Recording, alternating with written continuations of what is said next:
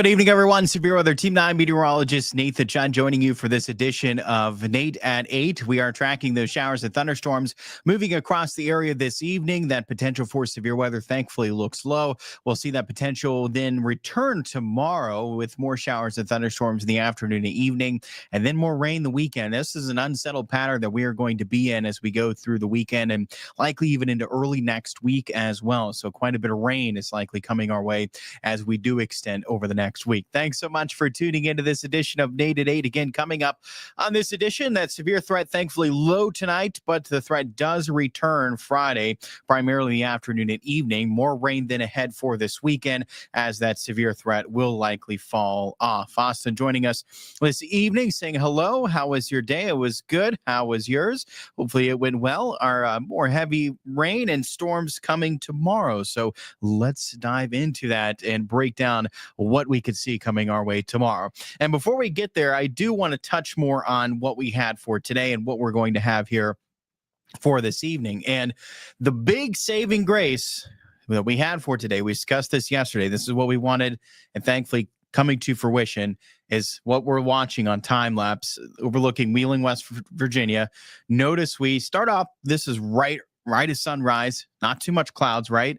Then notice what happens as we go through the morning. Those clouds spill into the area, and we dealt with a lot more cloud cover today going through the first half of the day with respect to what we saw Tuesday. This is what we wanted. It was a great sight to see. A lot more cloud cover is cutting off more of that fuel for these thunderstorms then that follow going into the afternoon and evening. And we saw this going throughout this afternoon where these storms starting to mature, but just not having quite enough fuel to not only mature to the extent where we're dealing with a severe thunderstorm, but maintain that strength as well. We did have a severe thunderstorm warning for portions of Tuscarawas, Carroll, Columbiana County. That's been it. That's been it for a severe thunderstorm warning. And now that watch that was in effect only till 7 o'clock, it's come to an end. We're none of the area under severe thunderstorm watch. At this point, that severe threat is looking low.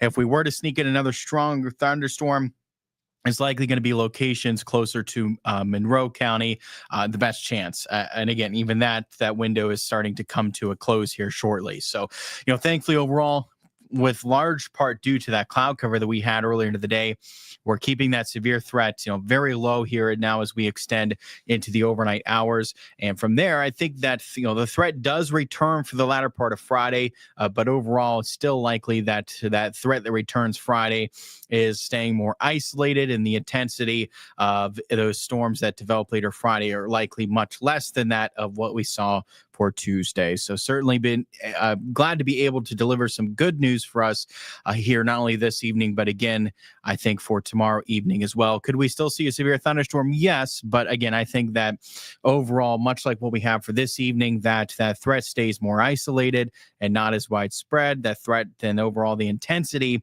is likely less than that of what we saw for Tuesday. And I know a lot of us, obviously this is on our minds coming off of that, fairly widespread wind damage that we had. And of course, a lot of power outages that we had coming off of that line of severe storms that moved through the area going throughout on Tuesday.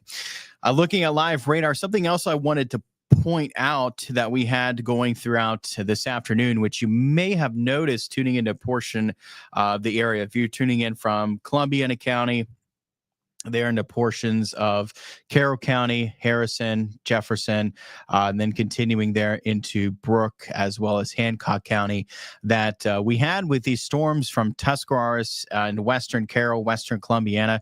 We have what was called an outflow boundary. So if you notice that at times throughout this evening, if you're tuning in from one of those locations we just described, that those winds were a little gust of wind move through, but not in association with a thunderstorm. And that would have been the culprit right there. So just something interesting to note. And you can watch these outflow boundaries. That's a very thin line that radar's picking up on right here. So in this very thin line, watch as it progresses towards the east and even continuing to move further to the east as well, even leading up to about 740 and then continuing to progress further and further east. Just something interesting to note. The radars, it's cool how the radar is able to pick up on those outflow boundaries. And if you've ever been in a situation where if you've seen just a gust of wind move through, but it's not ahead of or you're not dealing with a thunderstorm with that gust of wind. The conditions are still relatively quiet, but you feel that gust of wind move through, and that's likely the culprit. And we did see that into a portion of the area today.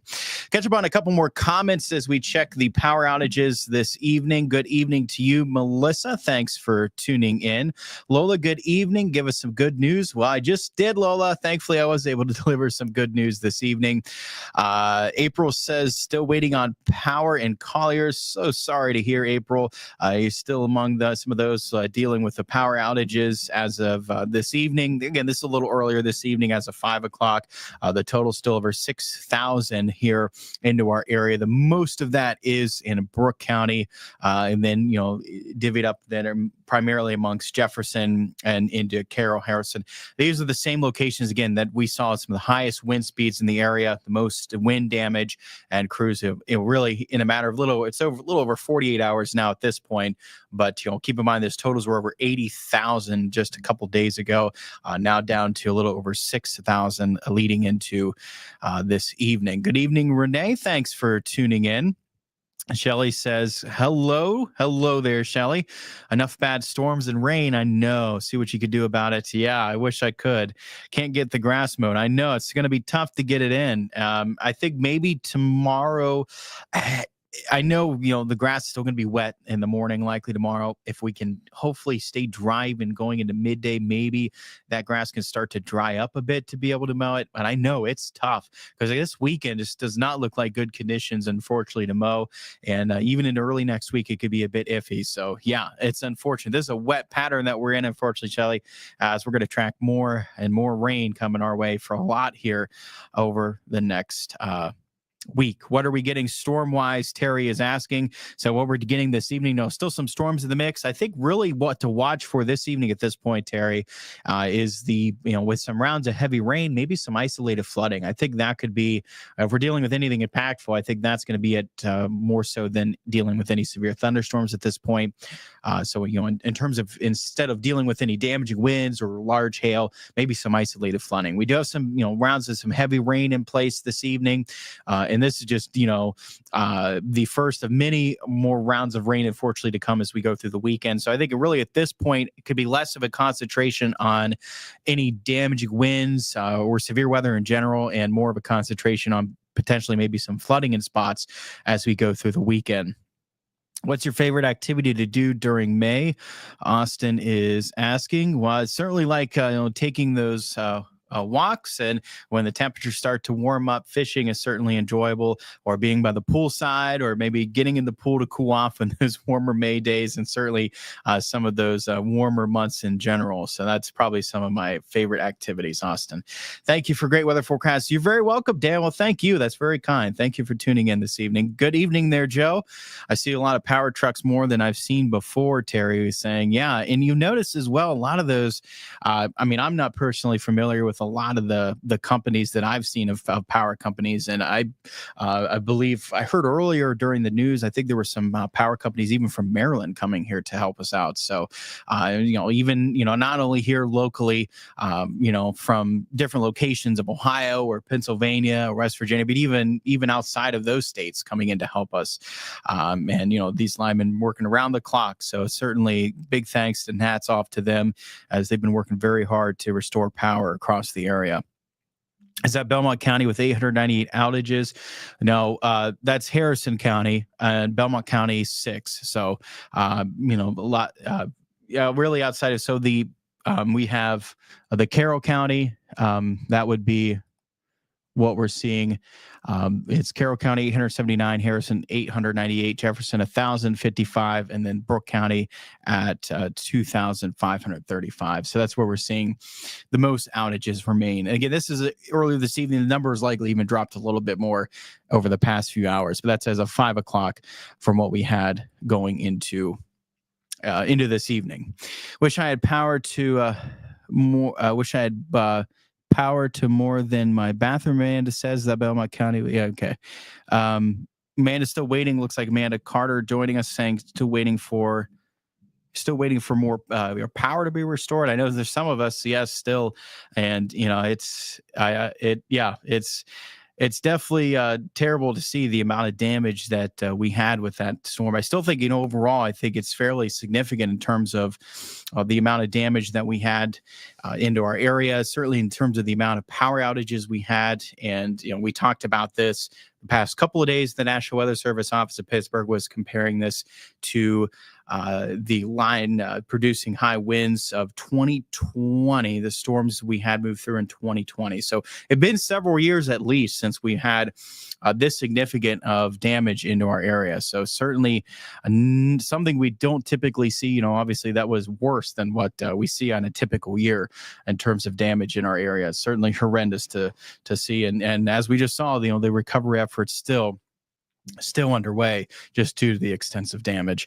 And thankfully, the good news is, this evening we're likely not dealing with much, if anything, for any damaging winds coming our way throughout this evening. And I think even for the latter part of tomorrow it's possible, but even then I think it stays more isolated than widespread like what we had for Tuesday. So there's our future casts later on tonight. Again, a lot of this activity will taper off. We still have some showers and thunderstorms in place here early on. They'll continue over the next, I'd say, couple to few hours at least, leading up closer to midnight. For the latter part of the night, still watch. I think a few showers are possible into Friday morning. But overall, it's a mostly dry start to Friday. Then we'll see those additional showers and thunderstorms redevelop into the afternoon and evening. They'll carry over into Friday night, but that severe risk will taper off or will come to an end early on into Friday night. And we'll see some showers and a rumble of thunder then continue Friday night into Saturday morning. Now, going throughout the day Saturday was when we'll start to transition to more widespread showers and maybe even a steady rain at time. It is going to be a wet start to that weekend. You can see just how much rain we'll deal with for the start of it. And hopefully by the time we get into Sunday, that we'll see a lot of this rain lift north out of the area. Maybe we can sneak in a little drier period later into the day on Sunday. If we're lucky enough, maybe even spotting a little more sunshine as well. And the culprit here is an upper level low. And, Jeff often says that, those upper level lows bring low level woes. Certainly going to be the case going throughout the weekend. And this upper level low can linger even in early next week. So, we're just dealing with some rounds of rain during this, quite a bit of cloud cover, and just not pleasant weather, unfortunately, coming our way this weekend. That will likely even linger going into early next week as well. And, touching on that severe threat that we can have set up for Friday, primarily, the afternoon to the evening hours, damaging winds, large hail, that would be our primary concerns. And you notice that we're in the green there. That's a marginal risk. That means the threat's likely more isolated. So certainly not to the extent of where we were on Tuesday when we had the enhanced risk. We had the potential for numerous severe thunderstorms that did come to fruition. This time around, again, that threat likely stays much more isolated. I think the intensity of these storms can remain much lower as well with respect to Tuesday. And I do think, going into Friday, we could see similar scenarios today where we can get enough cloud cover into the morning, midday hours to keep that risk for severe weather low into the afternoon and evening. Does that mean, no severe thunderstorms at all? Not necessarily. Just like today, we still had a severe thunderstorm warning for Tuscarawas, Carroll, into Columbiana County, but, most of us avoiding that severe threat overall. Right. And I think that could be a similar setup again into the latter part of Friday. So all good news when it comes to that potential for severe weather going into the weekend. And again, I really think at this point, our attention will likely be more so on the potential for flooding, even though, it doesn't look like we're dealing with widespread flooding, but still, I think we can deal with some flooding in spots. And I think that may very well where our attention should be more put on rather than dealing with severe weather at this point going through the weekend. As futurecast rainfall, now this is over a period of not only including this evening, but this is all the way through Sunday. So, this is several days here but added up. But still, as we go through the weekend from this evening on through Sunday, we can pile upwards of an inch, maybe 2 inches of rain across the area. So that's, certainly some soaking rain at time. This rain could be heavy at times. And where we see those locally higher amounts with the potential for thunderstorms in the mix. Now, this is obviously on a widespread scale, but not doing the best job of picking up those locally higher amounts, right? Within any thunderstorms that produces heavy downpours. And where we do see those thunderstorms set up, some rounds of heavier rain, there is that potential with the excessive rainfall outlook, not only tomorrow, but even into Saturday, that there's that potential then we could deal with some flooding in spots. Again, likely not widespread, but at least in some locations it's possible, and something to watch for as we go into the weekend. Then from Sunday into Monday, that threat looks to position itself further towards the east. But especially the next couple of days at least, look for that potential for flooding in spots. Again, likely staying more isolated, but nonetheless still a soaking rain at times. It's where we're getting those pockets of heavier rain with these thunderstorms. If they're occurring over the same location, that's where the flooding would come into play. On a widespread scale, still a lot of rain coming our way, but that amount spread out over the next several days here, including today, but then all the way through Sunday.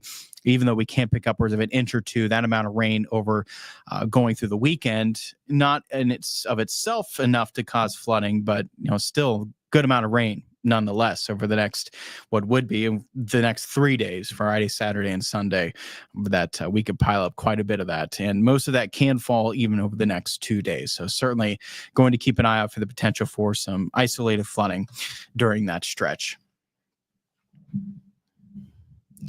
Amanda says, thank you for giving us an update. You are very welcome. Thanks for tuning in.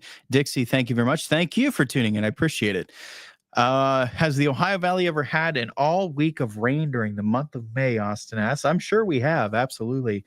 I'm sure there's been at least a whole week during the month of May where we've had, a shower, at least a trace of rain. I'm sure at least a trace for a week long straight. I'm sure we have. Carly, thank you. I appreciate you tuning in as always. Appreciate everyone tuning in as always. And thankfully, again, I can deliver some, fairly good news really at this point. I still think we'll watch for that potential for some flooding in spots, but even that thankfully doesn't look like a high risk scenario. But yeah, definitely, thankfully, at least be able to give some good news on any more wind damage coming our way going into the weekend. And, again, it's unfortunate that it can't be rolled out completely, right? It's still possible maybe later in the day, Friday, there's wind damage in some spots, but is it widespread?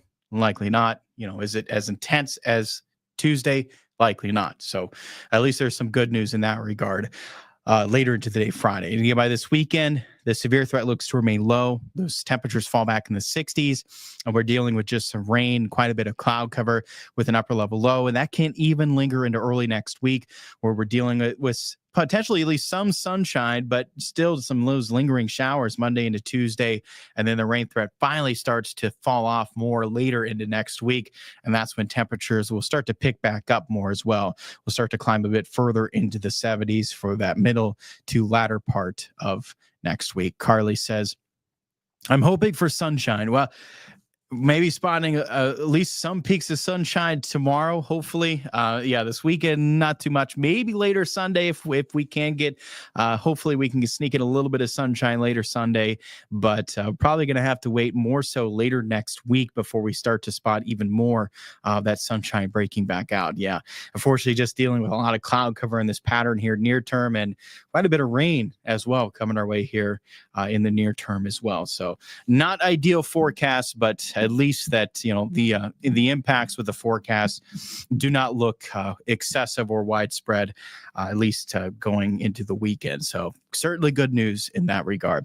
All right, everyone. Well, thanks so much for tuning in. I appreciate it as always. You can catch me coming up News 9 at 10 on Fox 9, News 9 tonight at 11 for the latest. And of course, stay tuned with Chief Meteorologist Jeff Exline tomorrow morning and in the midday for the latest on how conditions are setting up into tomorrow afternoon and evening. I am off tomorrow, but you can tune right back in on Monday. That we'll have that next edition of Nate at 8. And at that point, hopefully we get to discuss some drier and brighter conditions on the horizon for that next edition of Nate at 8, Monday evening around 8 o'clock. And up until that point, of course, through the weekend, make sure to stay tuned with Severe Weather Team 9 meteorologist Amanda Verrier. She'll have those updates as we go through the weekend on where we stand with any flooding concerns and that rain as well going into next week. All right, everyone. It's a pleasure as always. Thanks so much for tuning in. Have a great night and a great weekend.